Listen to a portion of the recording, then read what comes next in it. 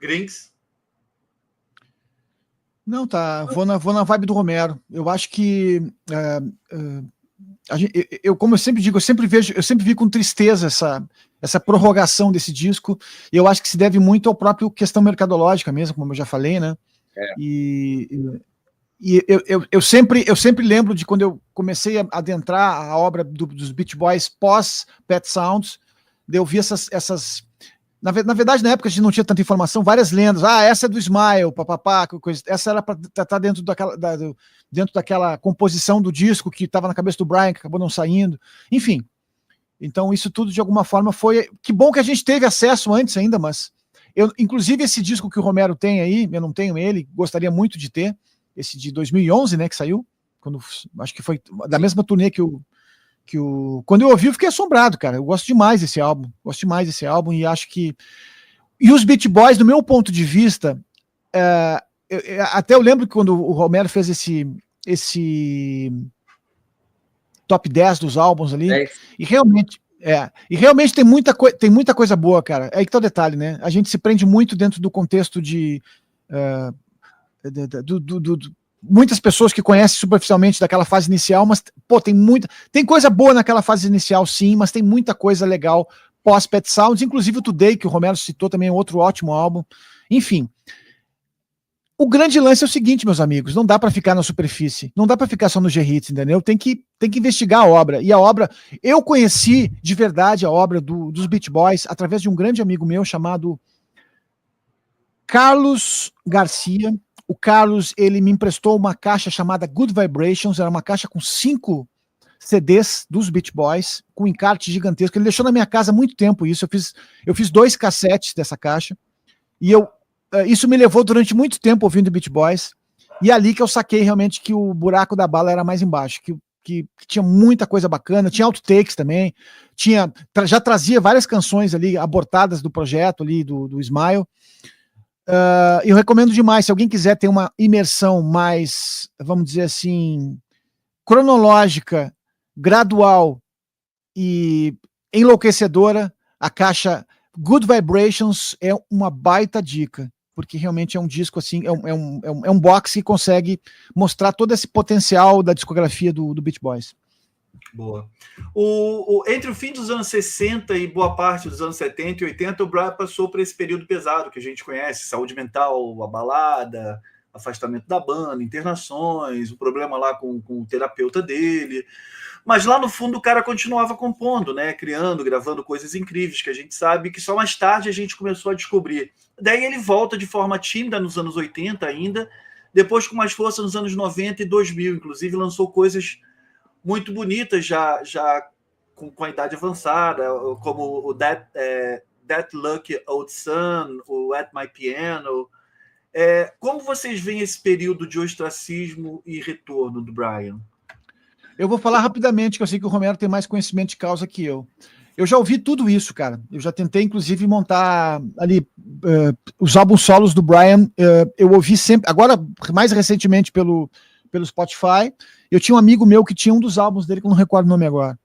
Mas, assim, o Romero já deu a letra antes. Essa genialidade do Brian, daquilo que ele fez nesse período, e talvez abalado por esses problemas psicológicos do próprio ritmo da vida dele, ficou completamente diferente. Aqueles anos 70 que foram realmente um grande buraco nele, né, de parte criativa, nunca mais ele chegou lá. Ele tem ótimas canções, inclusive, mas assim, nada que chegue perto, próximo dessa genialidade que ele alcançou nessa virada nesse final dos anos 1960.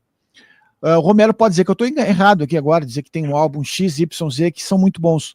Ouvi todos, e inclusive de alguma forma tentei até montar aqui, dentro da linguagem moderna, tentei montar uma playlist com as canções do Brian Alto Beach Boys, mas não consegui montar uma playlist consistente. Tem algumas canções bem legais, inclusive. Entendi. Não tem nada igual. Assim, não dá para procurar algo como ele fez nessa fase entre o Today e o Smile. Tem. Que era o Brian que tocou o céu. Era o Brian que esticava a mão e cumprimentava os deuses. Assim, por isso que eu falo que esse Brian teve 2 mortes. Assim, a gente conviveu, lógico. E eu acho que é uma questão muito forte do Brian. Eu sei que tem muita gente, talvez até por gostar muito dele, vai tentar equiparar. Eu também não vejo como equiparar. Também já ouvi todos esses discos. E é isso. São discos com bons momentos. O Brian, ele continuava sendo muito bom arranjador. Tava tudo ali, né? Tem um disco muito legal, né? Que é do Leon Russell com o Elton John.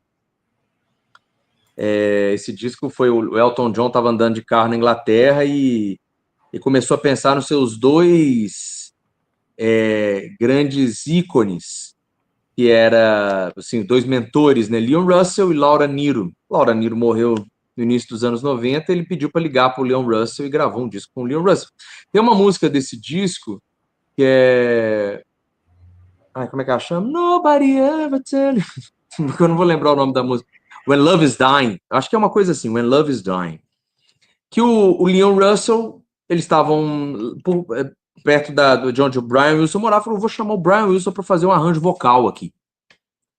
E tem um arranjo vocal lindíssimo nessa canção, feito pelo senhor Brian Wilson 2000 cacetado. Então, ou seja, o cara sabia, mas assim, era lampejos, né? A gente sabe como era difícil para o Brian fazer as coisas. Como que ele vivia com uma programação muito rígida do como fazer para ele conseguir ter organização para fazer. Né? Senão a gente fica naquela coisa do gênio que, né, aí tem umas excentricidades. Não, tem questões psiquiátricas ali, né? A gente falou isso uma vez numa live do João Gilberto, né, Sal? Que às vezes a gente romancia essas coisas. Não, cara, um cara com problemas psiquiátricos. Então, o Brian, ele tem vários lampejos, inclusive nos discos dos Beach Boys depois, na produção. O Brian, sempre quando você pergunta para ele qual era o disco favorito dele dos Beach Boys, ele não falava o Pet Sounds, ele falava Beach Boys Love You. Que é um disco que hoje tá hypadão aí, cheio de coisas mais tecnopops e tal. Mas assim, não dá nem para comparar. E toda essa carreira solo dele é muito interessante ver como ele permaneceu produtivo, porque ele lança um disco em 88, que até que tem o Love and Mercy, né? Que é quando ele já tá com a sua esposa. E ali ele começou a fazer discos, até o Brian Presents Smile é de 2004, ele já estava bem produtivo. Tem coisas legais, tem disco com Van Dyke Parks. Esse disco é bem legal. É o Orange Crate Art. Bom disco, mas assim, Pet Sounds, filho único de mãe solteira que já fez laqueadura. Sabe, porque mãe solteira depois ter outro filho, né? Tem laqueadura, não tem jeito. Muito bom. Salta mutada. Eu tô rindo aqui que essa analogia foi boa. Nos últimos anos, né, a gente viu o Brian se despedindo dos palcos, dá para dizer assim, né?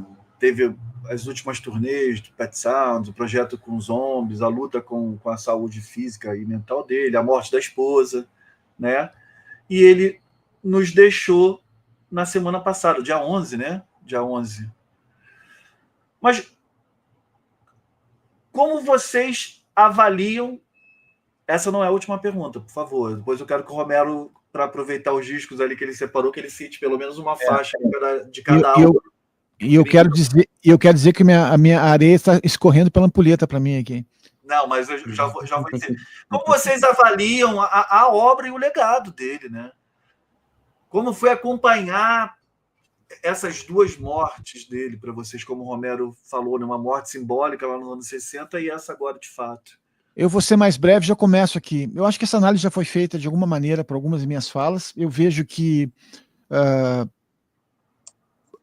o percurso do Brian nos anos 70, nos Beach Boys, ele foi realmente assim, completamente... eu ia usar a palavra alegórico. Eventualmente ele estava ali, ele não excursionava, ele podia compor alguma música, mas a gente olhar as fichas técnicas dos álbuns, a gente vai perceber que realmente ele estava muito menos intensamente do que ele estava ali, por exemplo, dentro dos anos iniciais e principalmente nos anos transformadores, na segunda metade dos anos 60, né? E eu acho que realmente o grande calcanhar de Aquiles da vida do Brian, eu vou falar do lugar comum total, é a questão psiquiátrica, né? Isso tirou ele do jogo, né? Tirou ele do jogo. Tirou, porque uma pessoa que tem problemas como ele teve, e aí para quem leu o livro que eu mostrei para vocês aqui antes, vou mostrar de novo aqui, e para quem viu o filme, que também faz bons resumos disso, vai entender o quanto esse cara teve uma vida muito difícil mesmo. E que... E eu adorei a alegoria que o Romero falou aqui também, que ele, naquele período ele realmente tocou a mão de Deus, né? Ele tocou algo divino, que nunca mais ele conseguiu alcançar naquela dimensão, com álbuns como o próprio Pet Sounds, e o que ele fez ali naqueles músicas como Good Vibration, Arrows and Villains, enfim, Surf's Up. Ó, esse é um efeito especial do Pet Sounds ano 2025. Minha rua barulhenta aqui.